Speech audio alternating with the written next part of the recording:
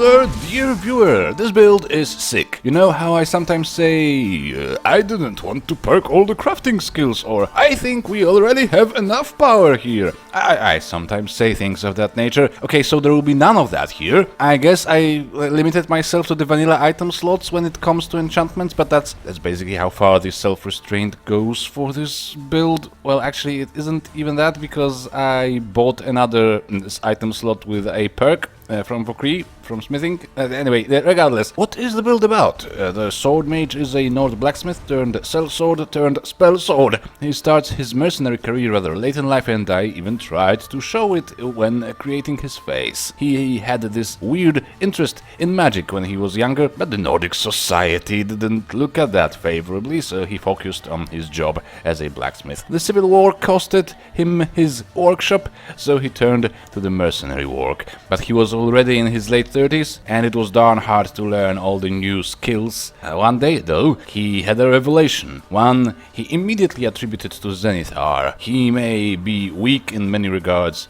but he can combine all his skills and interests into a new and daring combat style. He can create a sword that could let him cast spells he always wanted to learn, and offset the mediocrity of his combat skills by crafting a perfectly balanced, lightweight blade. This is the start of his long and arduous journey towards the creation of his master sword. It is rather small for a master sword, but we all know it's not about the size, it's about the technique. Gameplay-wise, the build combines many spells that enhance and add effects to your power attacks, a bulk of which will be cast from Okato's recital Apocalypse spell. So even though you rely on spells, you will hardly even need to spend magicka. Later in the game, you will also use the amazing Summermyst enchantment of Power Surge to channel daily powers through your blade without actually spending them. And you will combine that with the Apocalypse Knowledge is Power spell to convert any non-concentration spell of your choosing into a daily power. And yes, I know there are mods like SPELLSWORD or Wizard Warrior allowing you to simply channel spells through weapons from the get-go.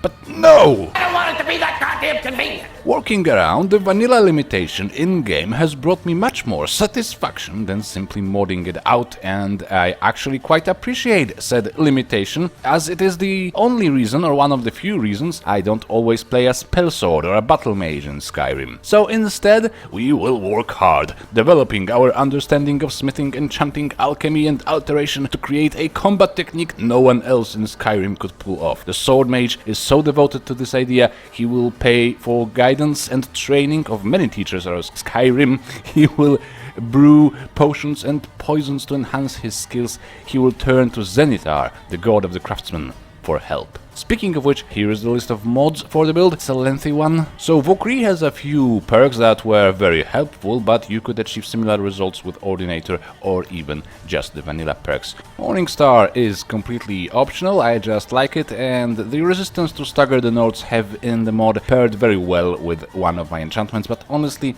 not the most defining bit of the build. All the spell mods, however, Apocalypse, Odin, Advanced Alteration and Triumvirate are completely indispensable though, and so is Summermyst. From the very early days of the playthrough, you will have access to the Augmented Parry spell from Advanced Alteration, which gives you a little Fusroda-like staggering effect with each weapon or shield bash, and to the Odin Blazing Strikes spell, which gives you a fiery explosion on each power attack, and actually a power bash too. They both should be stored in Okato's recital, which can also be bought early, and your sword will need the Fire Hazard enchantment from Summermyst, which starts showing up at level 6 or 8 or something like that. It's a rather easy one to find. It all means that even though the build is rather grindy, at least some of your combat techniques can be unlocked before level 10, and you will get a double fiery explosion on your power attacks, which is hot as fuck. so we remove 9 million videos.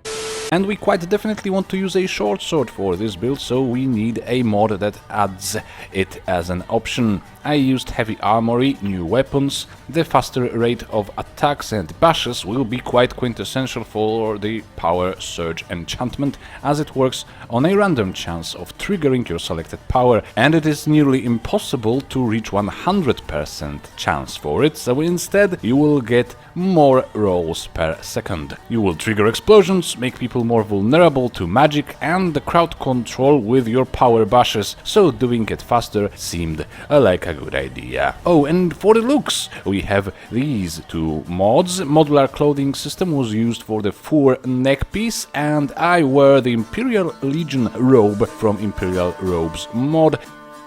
For the race I choose a Nord, but most of them will have something nice to contribute to the build. You could, for example, go Breton and stack their Magicka absorption with the Atronach perk, but removing stagger from enemy power attacks combined with an amazing weapon bashing of a short sword gave me a lot of an advantage in one-on-one fights, and therefore Nord from Morningstar it is. For the attributes ratio I went with a slightly risky 1 point of stamina per 5 in health. Stamina and regeneration should be increased as much as possible with enchantments and potions. Why no Magicka though? It's a sword mage. What are you doing, Belly? Well, most of your key spells, viewer, will be cast through a Katos recital, and those that won't will be dirty cheap. For the standing stone, we go with the Atronach from Andromeda. It has a drawback of blocking of the Magicka regeneration, which for this build means absolutely nothing. Nay, worse than nothing. And a benefit of 25% increase in spell effectiveness, which means 25% more damage on destruction spells, which stacks with 25% from Sorcerer's Robes perk and Alteration, and that's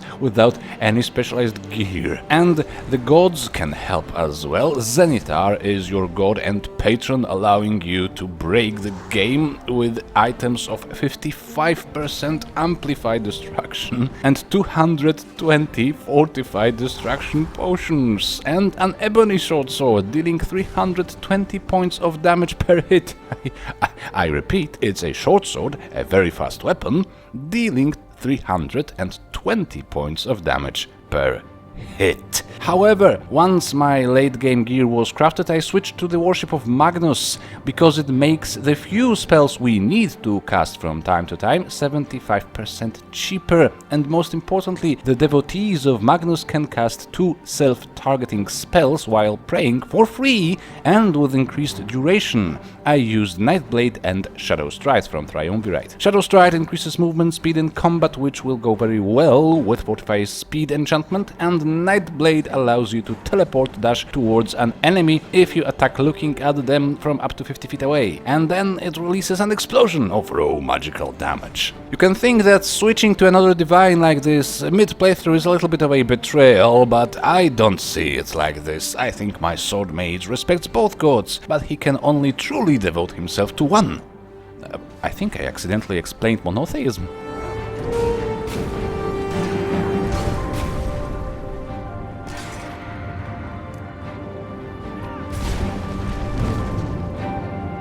Okay, we can finally move on to the skills, which usually means I also go more in depth with all the interesting gameplay bits. I must say I'm a bit excited. I'm excited to show this, okay? More than just being excited, I'm excited to show this. Hey, chill out. Chill out. Who's gonna chill out? Me. Shut off your computer. Shut it off. Good boy. So, we have one-handed, block, alteration, distraction, smithing, enchanting, alchemy, and one perk in speech. In one-handed, we take all the sword perks, victory rush, and the power attack perks on the right up to and including Crater Maker and Valorous Charge. These last two will unlock a nice combo, usable against very mobile, dodgy targets and mages and archers. Archers are particularly annoying when you have low armor rating, so it's gonna be very handy. With the augmented parry spell, you will be able to stagger all archers in front of you and then valorous charge at them with a chance of knocking them down. Rather effective and particularly useful before your late game gear and spells are obtained. Since you will have a rather low stamina, try to get Disciplined Fighter as fast as possible to use it more effectively. In block we badly need Weapon Block, Quick Reflexes and Block Runner. Block Runner is a rather late game thing, so I would advise you to practice the skill on legendary difficulty mudcrabs and probably even pay for training when you have the money. Power Bash will also be extremely useful because the explosion of the Blazing Hand spell can be triggered with a Power Bash as well as with power attacks. Same goes for the Stave of Ferocity spell, which decreases the armor and magic resistance of enemies hit by a Power Bash or attack. This spell will be our third one to put in Okatos Recital. The choice of Alteration perks is rather obvious, but I will go through them nonetheless. Take all the ranks of Mage Armor, Okatos Preparation, Stability and Sorcerer's Robes. Sorcerer's Robes will give us 25% effectiveness with all schools, which will come so mighty handy with 3 different items of 55% Amplify Distraction and one of 105 of Amplify Alteration. Amplify Alteration, which will increase the duration of Slow Time Shout, which will combine so well with our total combat speed bonus of 45% and our fast-hitting weapon. On the right side, take all the ranks of Magic Resistance, 1 rank of Alter Self to increase your stamina, and optionally the Altronac perk. In the Destruction tree, take all the Fire perks, all of them. Scorching Earth will be a lot of fun as usual, but it gets even more tasty with the Augmented Parry spell active, because with it you can keep your enemies stun-locked in the burning flames the corpses of your fallen foes will leave behind. And of course, said burning areas will stack with the burning areas left by your Fire Hazard enchantment, which with your best Fortify Destruction potion should deal about 250 damage per second for 10 seconds. Oh my god! And you can also use weakness to fire poisons. Yes, why not? Why not? Why the hell not? Unfortunately, your distraction skill will rise very slowly since you won't be casting many spells, so you totally, definitely, unequivocally, necessarily have to pay for training. In smithing, go for ebony smithing and armor padding. You could perhaps be content with just some dwarven shortsword or skyforged steel, perhaps, but this just goes so well with my beard and hair. Armor padding was used to hold 2 magnificent enchantments. I'm Sean Connery, yes. Armor padding was used to hold 2 magnificent enchantments, which don't care at all about the decrease in effectiveness, area drain, magic resist and deadly reach. In enchanting, go for weapon enchanter, armor enchanter, regalia enchanter and yes, extra effect. Oh, how I missed you, old friend. In Alchemy, go for the Benefactor perk to maximize the effectiveness of our Fortify Smithing, Fortify Enchanting and Fortify Destruction potions primarily, but it will be useful for other things as well. I also took Poisoner and 1 rank of Concentrated Poison. It proved quite useful in the mid-game before my final gear was crafted, but I already had Slow Time Shout. Applying some slow and weakness to magic effects to multiple enemies was a nice boon. With the finished build, however, the poison started to seem redundant, and so we can possibly go without them. Your call. Lastly, take the Mastery in Speech. It is technically optional too, but with the amount of late game and relatively rare enchantments you will need, and the expensive spellbooks, and paying that annoying Dunmer for the access to Azrael's armor, and paying for all the destruction training, and all the grand soul gems you may wanna buy filled, it will over time make your life considerably easier to have this one perk. Luckily, as a devotee of Zenithar, you will also be able to barter with Zenithar directly when praying, and his inventory resets every time you pray, so sooner or later you will chance upon something useful. Normally I would talk about items now, but since we already touched upon some useful combos, let's talk spells first, because it's a perfect opportunity to talk about even more combos. So, we have Okatos Recital to cast the following spells at no cost at the start of each fight. Augmented Parry, Stave of Ferocity, Firehand. Firehand and Stave of Ferocity will imbue our power attacks with a 200% Fortify Destruction potions, which we will be able to craft even after dropping Zenitar for Magnus. Each of our power attacks will deal 820 points of damage. Meanwhile, Stave of Ferocity will decrease the magic resistance of the enemy we are currently hitting. Augmented Parry will enhance every weapon bash with a staggering wave of force. It also opens a combo with Symbolic Strikes, which is the only spell I would cast as normal using my left hand. It allows us to place a rune of levitation on a surface we hit with a power attack. The rune lifts enemies upwards, and if you then send the force wave of Augmented Parry their way, they will explode and fall to the ground, getting the more damage the higher above the ground they were levitated. Using Knowledge is Power and the Power Surge enchantment, we can channel any non-concentration spell through our weapon, with an 87% chance of the spell being triggered with each hit, unless we also chuck a Fortified Destruction potion before a fight, in which case it will be 140% chance?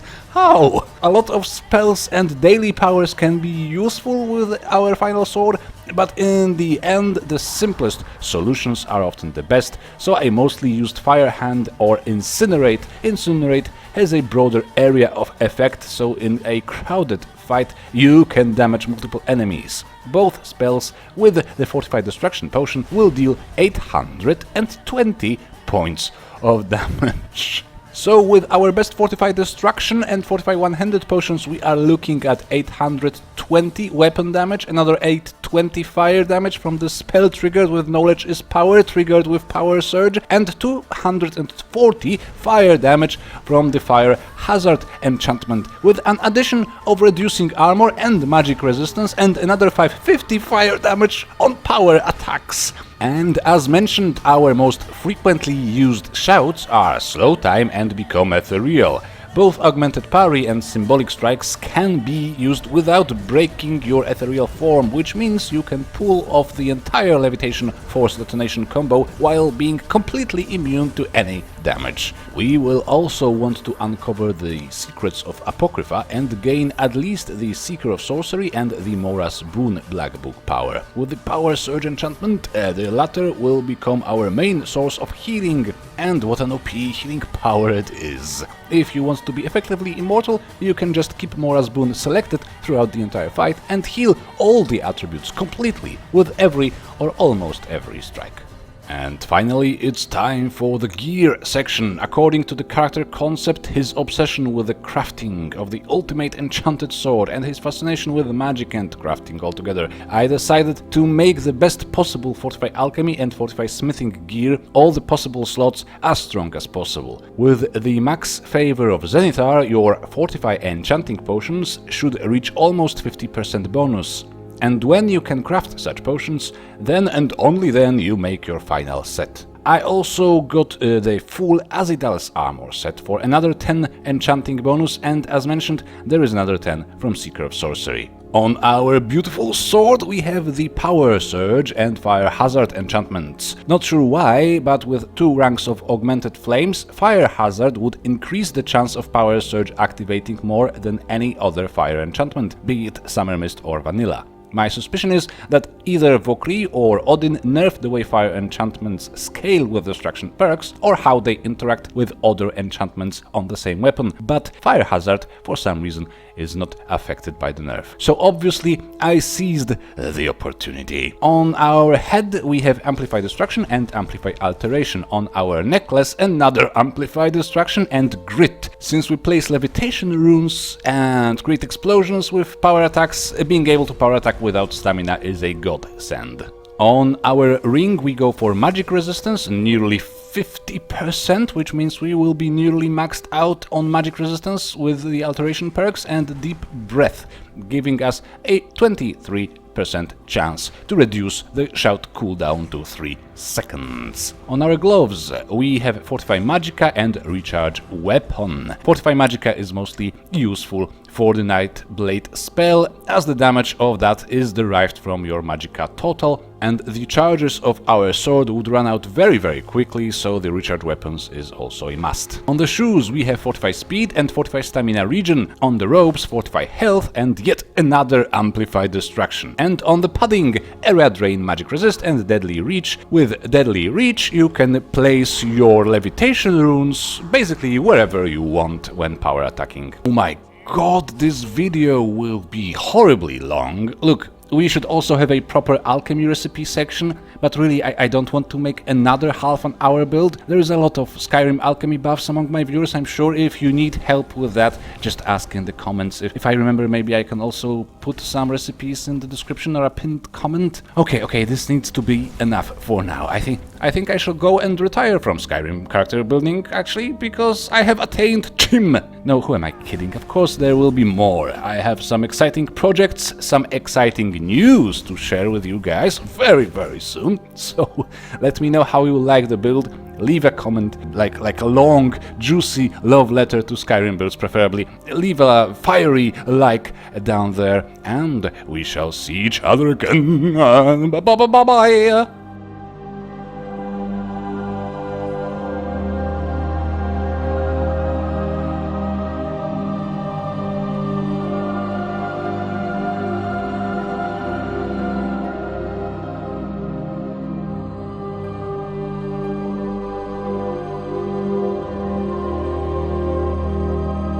If you like that video, you're gonna love the next one. hated that video. Well, then you're gonna love the next one. Calm down.